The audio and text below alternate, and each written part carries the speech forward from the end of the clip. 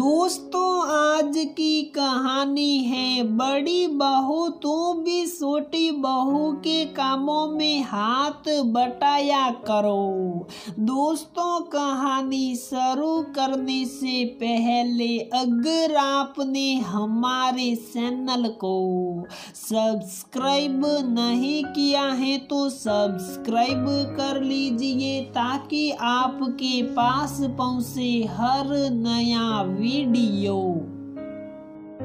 सुहानी, तुम अपनी दोनों ननदों को शगुन के 2100 रुपए दो। तुम पति पत्नी दोनों कमाते हो। सुहानी की सासू माँ ने कहा, हाँ भाभी, हम तो सबसे यही कहते हैं कि हमारे 2 भाई नहीं बल्कि 3 भाई हैं। हमारी छोटी भाभी भी जो कमाती हैं। दांत निपोरते हुए दोनों ननदों ने कहा, सुहानी की शादी ऋषभ से हुई थी। सुहानी शादी से पहले से ही सरकारी नौकरी कर रही थी। अतः ससुराल वालों द्वारा उसकी नौकरी छुड़वाए जाने का प्रश्न तो उठता ही नहीं था। सुहानी के पति ऋषभ 2 भाई और 2 बहन थे। ऋषभ सब भाई बहनों में छोटा था। ऋषभ के बड़े भाई और पापा का कपड़े का बिजनेस था। ऋषभ खुद भी सरकारी नौकरी में ही था। ऋषभ और सुहानी को लव कम अरेंज मैरिज थी। ऋषभ के बड़े भाई शलभ की शादी मेगा से हुई थी। मेगा एक होम मेकर थी। सुहानी को नौकरी करने की इजाजत इसी शर्त पर दी गई थी कि इससे घर के काम काजों पर कोई असर नहीं पड़ना चाहिए। संयुक्त परिवार के नियम कायदों से सुहानी अच्छे से परिचित थी।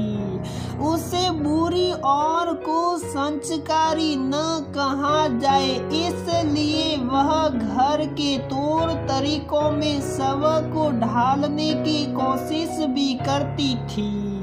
उसकी शादी के बाद सुहानी की सासू माँ ने शाम की चाय और रात का खाना बनाने की ड्यूटी सुहानी की लगा दी थी। वैसे सुहानी की जेठानी मेगा सुबह के समय भी सुहानी को किसी न किसी काम में लगा ही देती थी।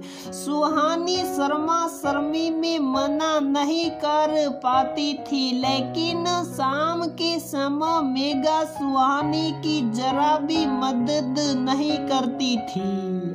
सुहानी की सास कभी मेगा को मदद के लिए कहती भी नहीं थी। उनका सर्वप्रिय वाक्य था, मेरे लिए तो दोनों बहुएं बराबर हैं। सुहानी कमाती हैं तो अपने लिए कमाती हैं। घर का काम तो दोनों को ही बराबर से करना पड़ेगा। मगर जब तब सुहानी को ऑफिस से लौटते हुए कुछ न कुछ सामान लाने के लिए बोल देती थी। सास इस तरह से अपनी बात कहती थी कि सुहानी मना भी नहीं करती थी। तुम तो कमाती हो, तुम्हारे पास तो रुपये होंगे ही। कभी कहते कि मैं और मेगा तो घर पर ही रहते हैं, तुम तो बाजार से होते हुए ही आओगी तो घर के लिए सब्जियां ले आना।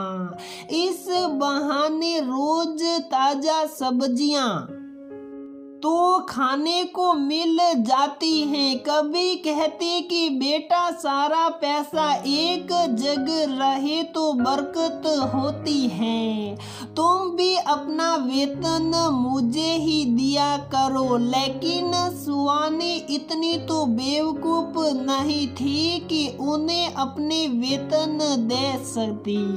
सुहानी ने उसके लिए तो कह दिया था कि मम्मी जी आजकल वेतन तो बैंक खाते में आता है, वहां से निकाल कर घर में कैश लाकर रखना रिस्की ही है।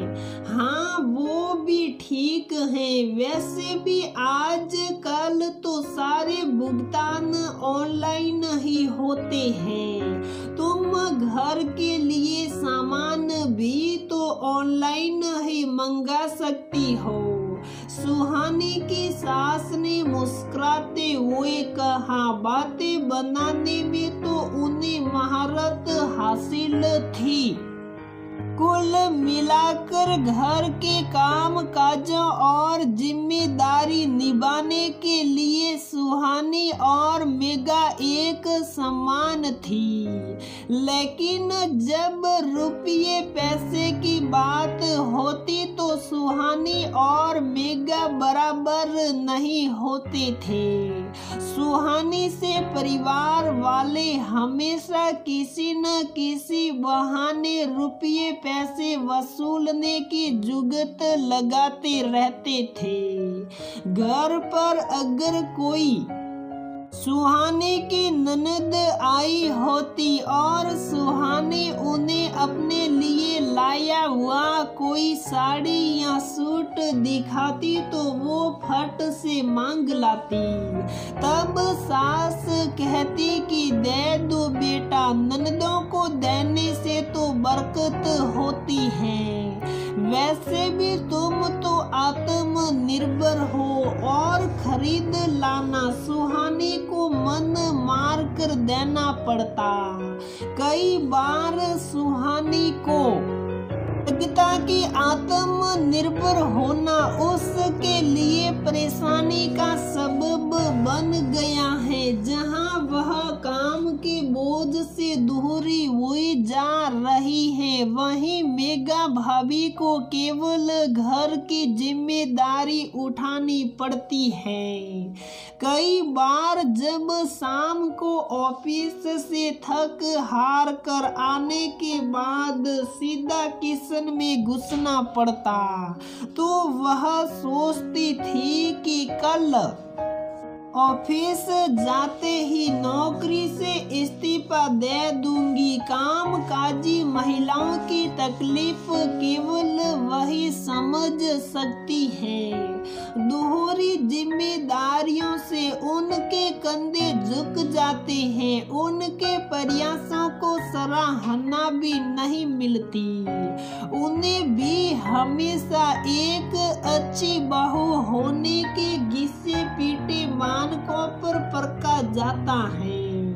लव कम अरेंज मैरिज होने के कारण सुहानी पर अपने आप को साबित करने का दबाव कुछ ज्यादा ही था। सुहानी ने एक दो बार ऋषभ से बात करने की कोशिश भी की।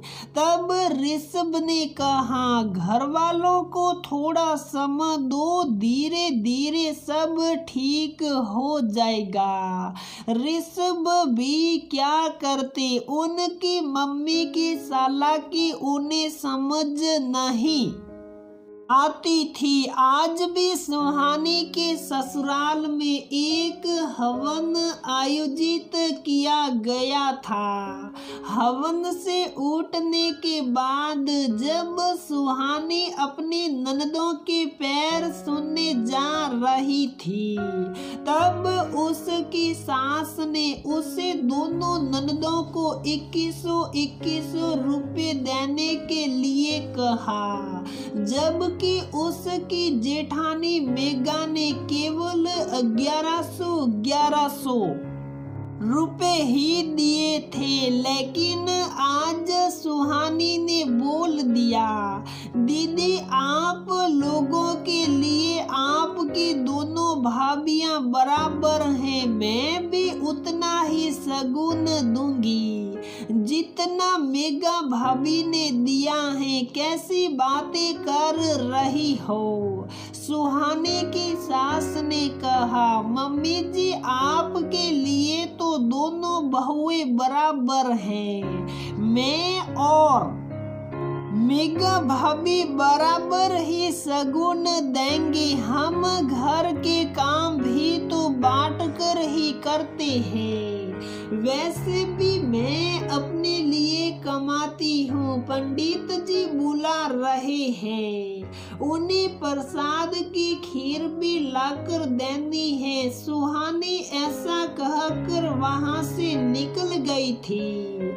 सुहानी की सास अपना सा मुंह लेकर रह गई थी।